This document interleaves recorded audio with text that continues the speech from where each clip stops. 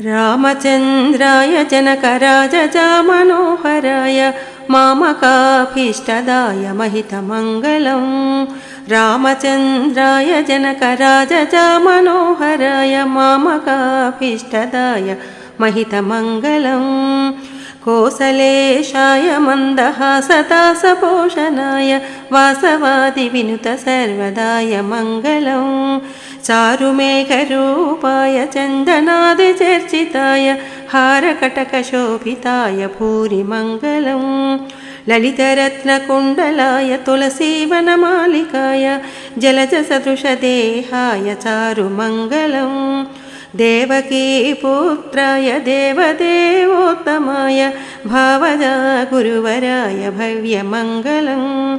पुण्डरीकाक्षाय पूर्णचन्द्रवदनाय अण्डजावाहनाय अतुलमङ्गलम्।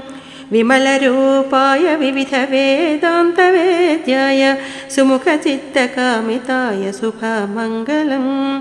रामदासाय मृदुलहृदयकमलवासाय स्वामी भद्रगिरिवराय सर्वमङ्गलम्।